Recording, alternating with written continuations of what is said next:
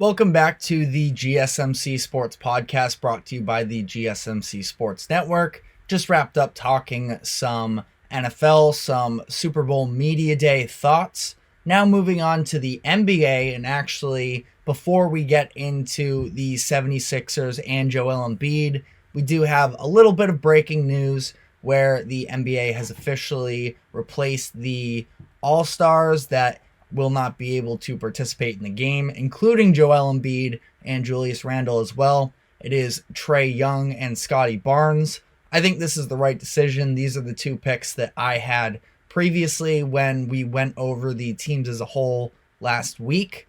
But, I think that they got it right. I would have selfishly, as a Celtics fan, loved seeing Kristaps Porzingis or Derek White in the All-Star game, but I think that these are the right picks. Trae Young, I don't think there's very much of an argument whatsoever, just based off of the stats that he's putting up this year, 27 and 11. And yes, an underwhelming Hawks team for sure, but just, statistically based, I think that he's playing some of his better basketball than he has of his career. I think it would have been a shame to leave him out. Scotty Barnes is a little bit more up for debate, but he's been so reliable for the Raptors. A lot of these other guys that could potentially have gotten consideration have missed a lot of games, the Porzingises, the Jimmy Butlers. So I think that they got this right, even though Scotty Barnes hasn't not really been playing his best basketball actually of the season as of late.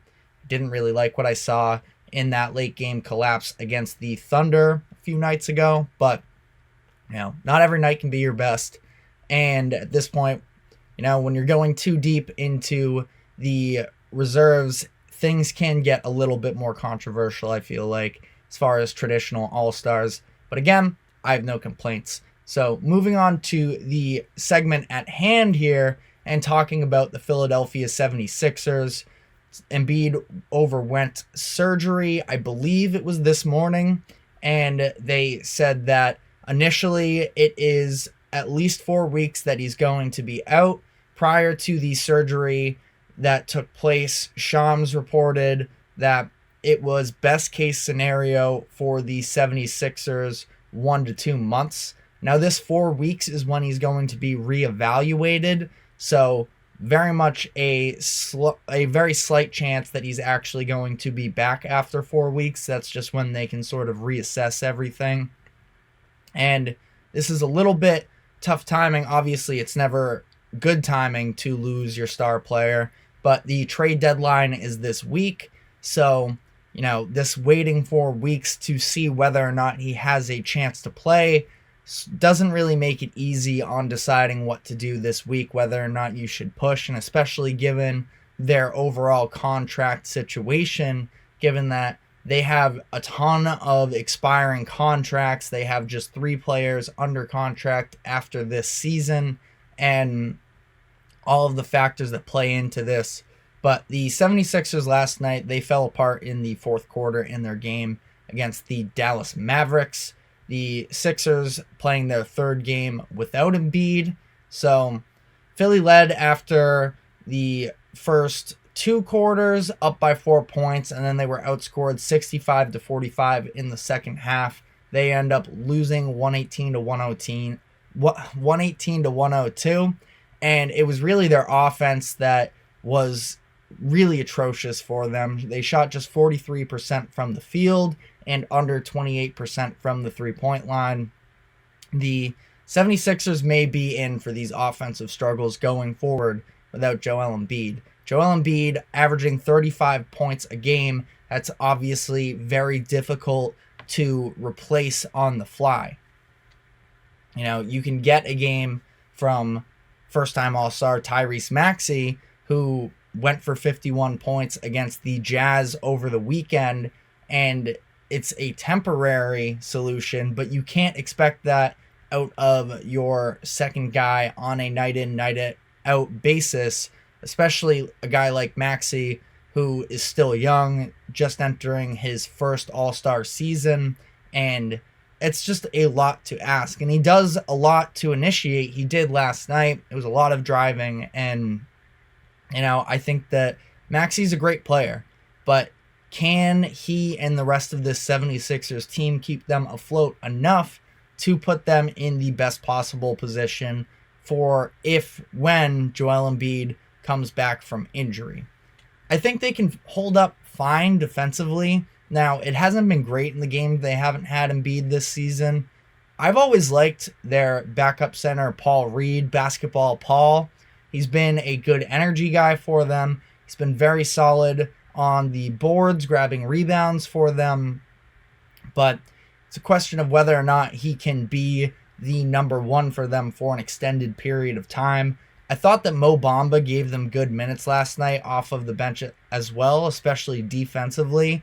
But there's just a lot of offensive limitations that come with really both of those guys. Reed, I think, is a little bit better. He can extend the game, extend his range, I should say, a little bit more than Bamba. But again, either one of them, they're not scoring 35 points a game, and that can't be the expectation. But somebody is going to need to step up for them in this time, and I'm just not sure whether or not they're going to be able to get that production from their big men, which sort of leads you to the question of, should they be looking to add a big man right before the trade deadline here? Should you be looking to build up the roster so that when Embiid does come back, that you can try and make a playoff run?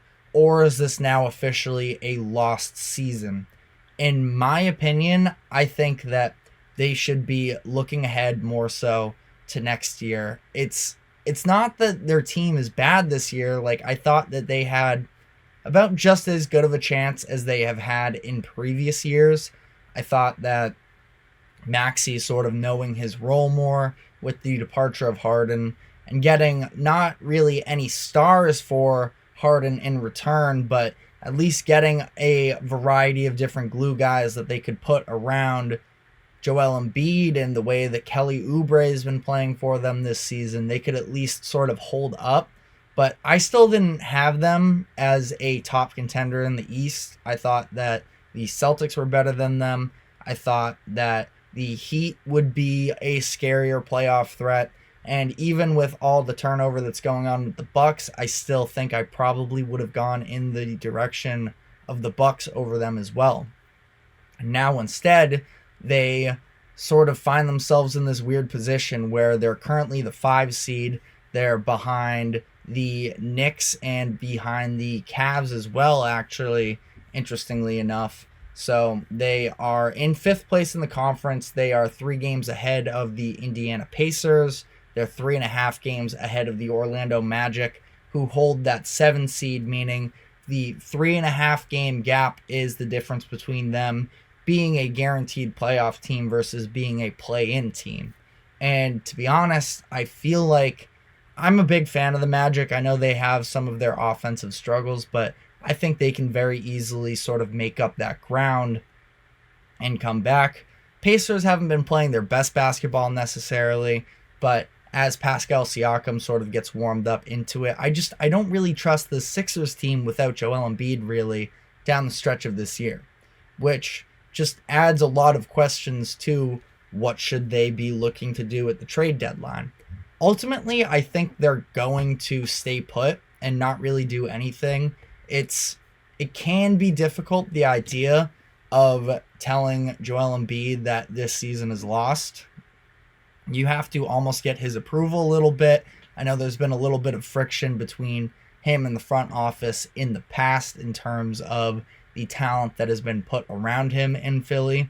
But I think that the idea of trying to rush Embiid back into a playoff run, given the fact that he's yet to really compete even 2 rounds straight without dealing with injuries as well. It's unfortunately just been the tale of his career, is dealing with all of these injuries. And now he's in a place where he's going to have to force himself back. I don't think it's a very good sign. I think they could very easily see themselves in the play-in tournament, or I guess best case sitting at like a 6 seed and having to go up against one of these better teams in their conference. I just don't think that it's going to play out well. And the way that it's all set up with the contract situation and the salary cap table, that they have. They just have so many expiring deals that I kind of feel like if you can maybe sell some of those off and try and get any sort of controllable contracts going forward, that might be the better way to go for them. Like I mentioned, only 3 players under contract past this season. That is Joel Embiid, Paul Reed, and Jaden Springer.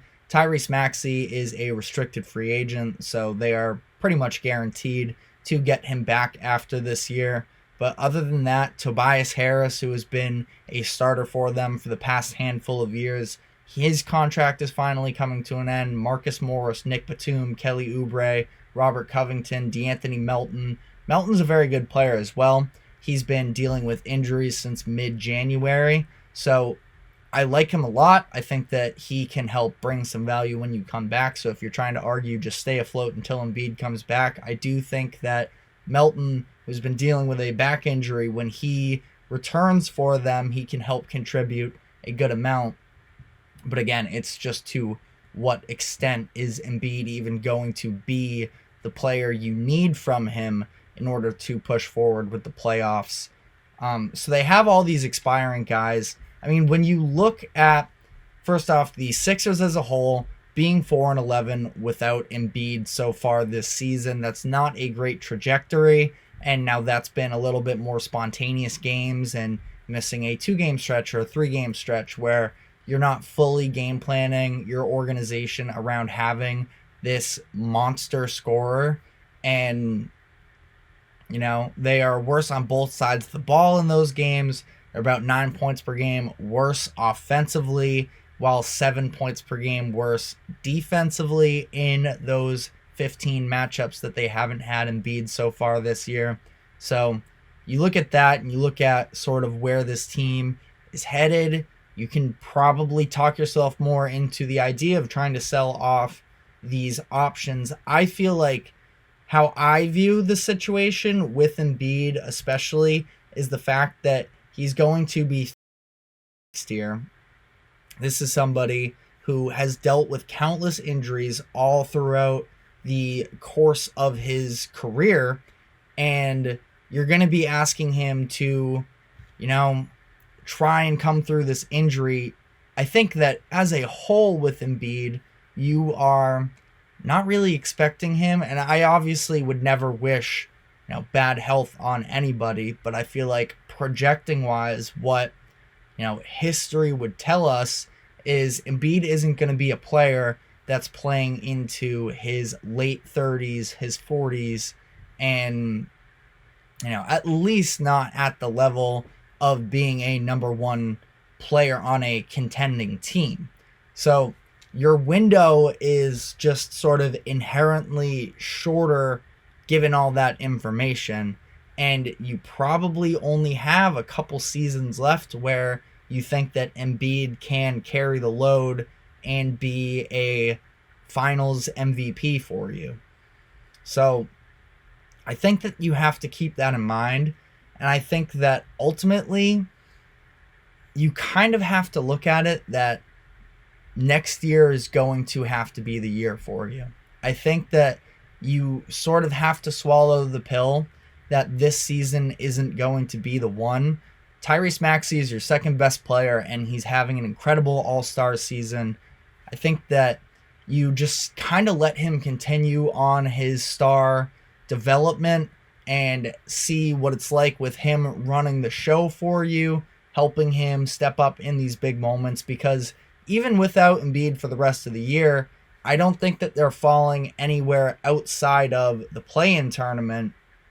The 9 and 10 seeds are both multiple games under 500, the Chicago Bulls and the Atlanta Hawks. I don't think that the Sixers are going to full out free fall their way past the 10 seed. The Bulls and the Hawks have both been looking at potential trades to make. So I don't think that it's going to be that bad. And who knows, maybe if Embiid can miraculously come together, then maybe you can try it. I think you're better off just pushing all your chips in for next season, which, you know, there's a couple different ways to go about that.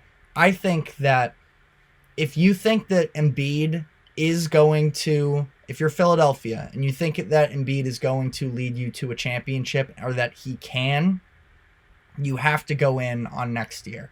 And that probably requires selling off a little bit. You have 3 tradable draft picks this trade deadline. You have all these expiring contracts.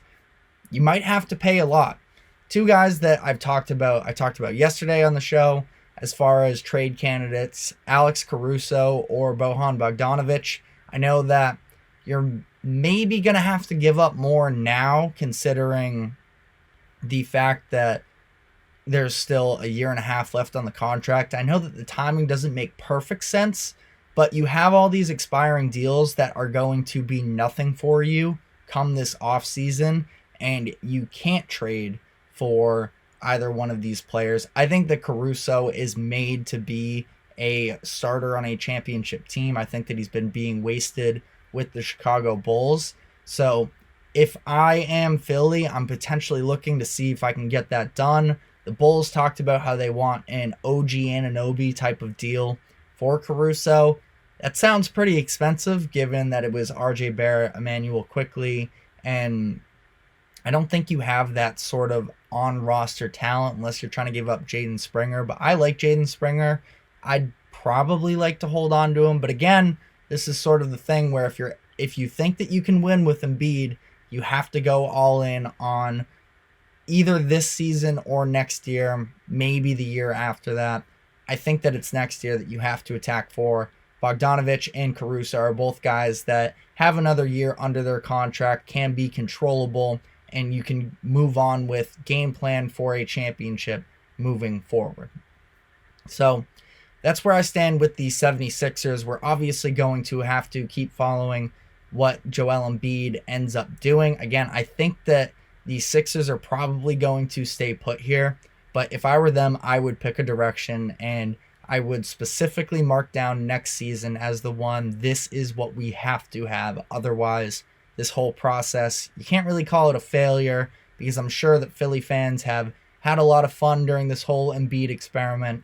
But as far as trying to put together a contender, they would have failed to do so, because I think that the clock is really ticking for Embiid here, just given sort of all the external factors, which is a bummer given how talented he is, but just a little bit of the reality of the situation.